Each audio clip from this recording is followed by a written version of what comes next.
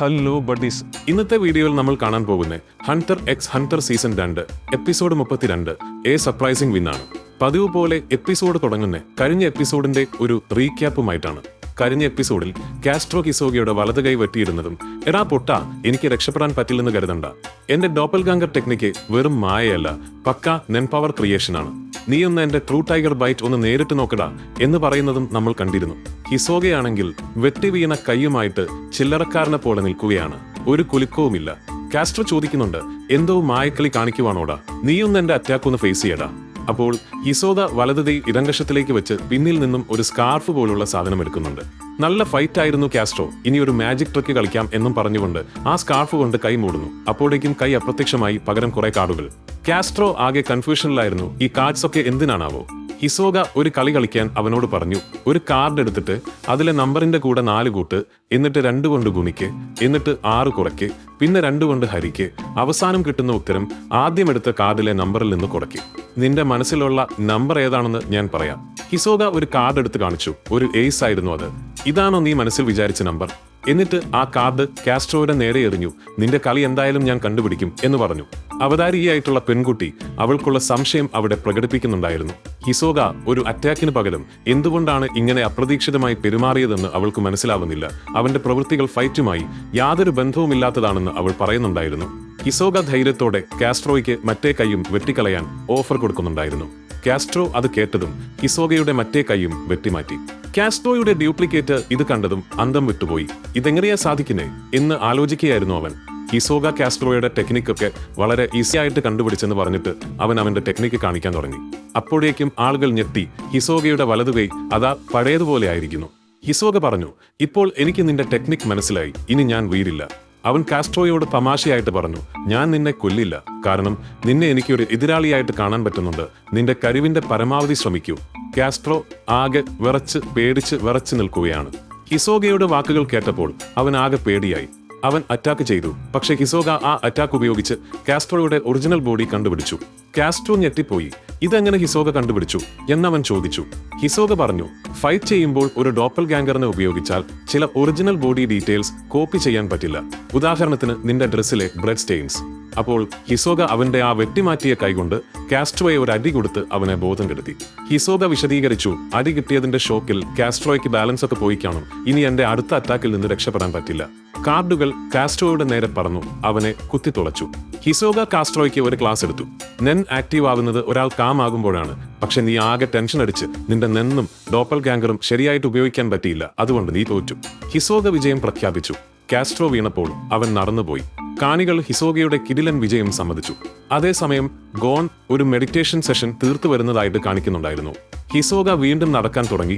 അവന്റെ ഇടതുകൈ കൊണ്ട് തന്റെ വീണ്ടും ചേർത്ത് പിടിച്ച വലതുകൈ പിടിച്ചിട്ടുണ്ടായിരുന്നു. ഒരു സ്ത്രീ അവനെ നേരിട്ട് ചെന്ന് ചോദിച്ചു, നിനക്ക് വീണ്ടും കൈക്ക് പരിക്ക് പറ്റിയോ? മുറിവൊന്ന് കാണിച്ചേ. അവർ ഒരു പ്രൈവറ്റ് റൂമിലേക്ക് പോയി. അവിടെ അവൾ അവനെ വഴക്കു പറഞ്ഞു.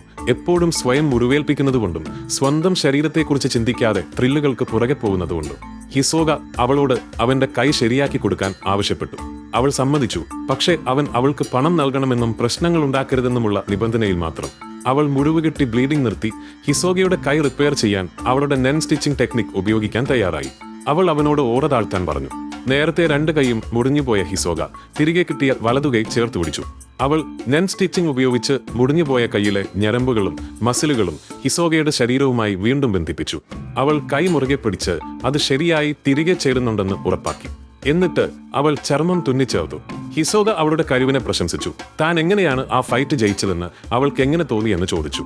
ഒരു ട്രിക്ക് ഉപയോഗിച്ചായിരിക്കണം, അതൊന്നും വലിയ കാര്യമല്ലെന്ന് പറഞ്ഞ് അവൾ അത് തള്ളിക്കളഞ്ഞു. പോകാനൊരുങ്ങുമ്പോൾ കൈ ശരിയായി ഉണങ്ങിയില്ലെങ്കിൽ വീണ്ടും പ്രശ്നമാകുമെന്ന് അവൾ മുന്നറിയിപ്പ് നൽകി തന്റെ ബംഗീഗം ഉപയോഗിക്കാൻ അവനോട് പറഞ്ഞു. ഹിസോഗ നേരത്തെ ഉപയോഗിച്ച സ്കാർഫ് പോലത്തെ സാധനമെടുത്ത് നെൻ ഉപയോഗിച്ച് കയ്യിൽ ഘടിപ്പിച്ചു. ഒരു പ്രകാശം പോലത്തെ സാധനമുണ്ടായി. ബംഗീഗം കണ്ട് ആ സ്ത്രീ അത്ഭുതപ്പെട്ടു. ഹിസോഗയുടെ സ്കിൻ ടെക്സ്ചറുമായി മാച്ച് ചെയ്യുന്ന ഒരു നെൻ ക്രിയേഷനാണിതെന്ന് അവൾ തിരിച്ചറിഞ്ഞു. ബംഗീഗം ഹിസോഗ മുറിവുകൾ മറയ്ക്കാൻ ഉപയോഗിക്കുന്ന ഒരു ബബിൾ ഗം പോലത്തെ റബ്ബർ മെറ്റീരിയൽ ആണെന്നും അത് തന്റെ ഓറ ടെക്നിക്കിന്റെ ഉൽപ്പന്നമാണെന്നും ഹിസോഗ വിശദീകരിച്ചു. കുട്ടിക്കാലത്ത് ബബിൾ ഗമ്മിനോടുള്ള ഇഷ്ടം കൊണ്ടാണ് താൻ അതിന് ബംഗീഗം എന്ന് പേരിട്ടതെന്ന്. ഹിസോഗ അവളുടെ കഴിവിനെ പുകഴ്ത്തി. എന്നിട്ട് ചോദിച്ചു, ഞാൻ എങ്ങനെയാ ഫൈറ്റ് ജയിച്ചതെന്ന് നിനക്ക് തോന്നുന്നു? അവൾ പറഞ്ഞു, നീ എന്തോ ട്രിക്ക് ഉപയോഗിച്ചിട്ടുണ്ടാകും, അതൊന്നും വലിയ കാര്യമല്ല. ആ പെണ്ണ് പറഞ്ഞു, നീ ബഞ്ചി ഗം ടെക്നിക്ക് വെച്ച് പല ട്രിക്കും കാണിച്ചു. ആദ്യം നീ സ്കാർഫ് ഉപയോഗിച്ച് നിന്റെ വെട്ടിമാറ്റിയ കൈ മറച്ചു, എന്നിട്ട് അത് ചുമരിലൊട്ടിച്ചു. നിന്റെ നെൻ കണക്ട് ചെയ്ത കാർഡുകൾ നിന്റെ ഇടത് കൈയിലുണ്ടായിരുന്നു. നീ കാസ്ട്രോയുടെ നേരെ എറിഞ്ഞ കാർഡുകൾ നിന്റെ നെൻ ഉപയോഗിച്ച് അവന്റെ ശരീരത്തിലെ ചില ഭാഗങ്ങളിൽ തട്ടാൻ വേണ്ടി നേരത്തെ പ്രോഗ്രാം ചെയ്തതായിരുന്നു. ഹിസോക സമ്മതിച്ചു. എന്റെ കൈ തനിയെ ഉണങ്ങിയതാണെന്ന് വിശ്വസിച്ച കാണികൾ മണ്ടന്മാരാണ്. ഞാൻ ബഞ്ചീഗം ഉപയോഗിച്ചാണ് അത് തിരികെ ഒട്ടിച്ചത്. പിന്നെ അവരെ പറ്റിക്കാൻ വേണ്ടി ഞാൻ എന്റെ മുറിവിൽ നിന്ന് ഒരു കാർഡ് പുറത്തെടുത്തു. അവൻ വിശദീകരിച്ചു. അവൻ അവന്റെ വലതുകൈയുടെ ഓറ കാസ്ട്രോയുടെ മുഖത്ത് എറിഞ്ഞ കാർഡുമായി ബന്ധിപ്പിച്ചിരുന്നു. ഇത് അവന്റെ കൈ മുറിഞ്ഞതായി കരുതപ്പെടുമ്പോൾ കാസ്ട്രോയെ ഇരിക്കാൻ അവനെ അനുവദിച്ചു. കാസ്ട്രോ കൈമുറിച്ചപ്പോൾ ബെങ്കി ഗം ഉപയോഗിച്ച് വീണ്ടും ഘടിപ്പിക്കാനും അദ്ദേഹം ഈ അവസരം ഉപയോഗിച്ചു. കാസ്ട്രോയെ അത്ഭുതപ്പെടുത്തി. തന്റെ നെൻ നേരിട്ട് ഉപയോഗിക്കാതെ പകരം കാസ്ട്രോയുടെ ഏകാഗ്രതയും ഡോപ്പൽഗഞ്ചർ ഉപയോഗിക്കാനുള്ള കഴിവും തടസ്സപ്പെടുത്തുന്നതിന് മനസ്സിന്റെ കളികൾ ഉപയോഗിച്ച് കാസ്ട്രോയെ കബളിപ്പിച്ചതായി അദ്ദേഹം ഏറ്റുപറഞ്ഞു. രക്തക്കറകൾ കാരണം ഹിസോക കാസ്ട്രോയുടെ യഥാർത്ഥ ശരീരം കൃത്യമായി ചൂണ്ടിക്കാണിക്കുന്നതും അവനെ പരാജയപ്പെടുത്താനുള്ള ഒരു തന്ത്രം വികസിപ്പിക്കുന്നതും ഒരു ഫ്ലാഷ് ബാക്ക് കാണിച്ചു. മാജിക് ഉണ്ടെന്ന് വിശ്വസിക്കുന്നവരെ ഹിസോക കളിയാക്കി നെൻ സ്കിൽസ് ഉപയോഗിച്ചും കാസ്ട്രോയേക്കാൾ ബുദ്ധി ഉപയോഗിച്ചുമാണ് താൻ ജയിച്ചതെന്ന് അവൻ തറപ്പിച്ചു പറഞ്ഞു. പോകാൻ വെമ്പൽ പൂണ്ട ആ പെണ്ണിനോട് അവരുടെ ബോസ് പറഞ്ഞിരുന്നത് ആഗസ്റ്റ് 30 ഉച്ചയ്ക്ക് യോർക്ക് ന്യൂ സിറ്റിയിൽ മീറ്റ് ചെയ്യണം എന്നാണെന്ന് അവൾ ഓർമ്മിപ്പിച്ചു. അവൻ വന്നില്ലെങ്കിൽ ബോസ് അവന്റെ പുറകെ വരുമെന്ന് അവൾ മുന്നറിയിപ്പ് കൊടുത്തു. അതേസമയം കില്ലുവ ഗോണിനെ കണ്ടുമുട്ടി ഹിസോഗയുടെ ഫൈറ്റിനെ കുറിച്ച് അവൻ ചോദിച്ചു. കില്ലുവ ആദ്യം അത് കാര്യമാക്കിയില്ല, പക്ഷേ പിന്നീട് ആവേശത്തോടെ അത് അതിശയകരമാണെന്ന് സമ്മതിച്ചു. നെൻ പഠിക്കുന്നതിൽ ശ്രദ്ധ കേന്ദ്രീകരിക്കേണ്ടതിന്റെ പ്രാധാന്യം അവൻ ഊന്നി പറഞ്ഞു. ഹിസോഗയെ സുഖപ്പെടുത്തിയ സ്ത്രീ ഹെവൻസ് അരീനയിൽ നിന്ന് നടന്നതെന്നും ഹിസോഗ കാസ്ട്രോയെ ഇതിനകം മറന്നു കാണുമെന്നും അവന്റെ ഭൂതകാലത്തിൽ യാതൊരു താല്പര്യവുമില്ലെന്നും ആലോചിച്ചു. ഹിസോഗ കുളിക്കുന്നത് കാണിക്കുന്നുണ്ട്. അപ്പോൾ അവന്റെ പുറകിൽ ഒരു ഫാൻഡം ട്രൂപ്പിന്റെ ചിലന്തി ടാറ്റു കാണാം. അവൻ ബെങ്കി ഗം ടെക്നിക് ഉപയോഗിച്ചാണ് ടാറ്റു മറച്ചു വെച്ചിരുന്നത്. ആ പെണ്ണ് പറഞ്ഞു, ഹിസോക്ക ചിലപ്പോൾ എല്ലാം എളുപ്പത്തിൽ മറന്നുപോകും, ചില കാര്യങ്ങൾ സംസാരിക്കുന്നത് ഇഷ്ടമല്ല എന്നും. ഹിസോഗ ഹെവൻസ് അരീനയെ രണ്ടുപേരെ വേട്ടയാടാനുള്ള സ്ഥലമായിട്ടാണ് കാണുന്നത്. അവന്റെ നോട്ടം ഫാൻഡം ട്രൂപ്പിലേക്കാണ്. എപ്പിസോഡ് അവസാനിക്കുന്നത് ഹിസോഗ പോകുന്നതോടെയാണ്. ബെങ്കി ഗം കുറച്ചുനേരം ചുമരിൽ ഒട്ടിപ്പിടിച്ചിരിപ്പുണ്ടായിരുന്നു. അപ്പോൾ ഓക്കെ ഗൈസ്, ബൈ. ഈ വീഡിയോ ഇഷ്ടപ്പെട്ടാൽ ലൈക്ക് ചെയ്യണം, സബ്സ്ക്രൈബ് ചെയ്യണേ. Okay bye, thank you.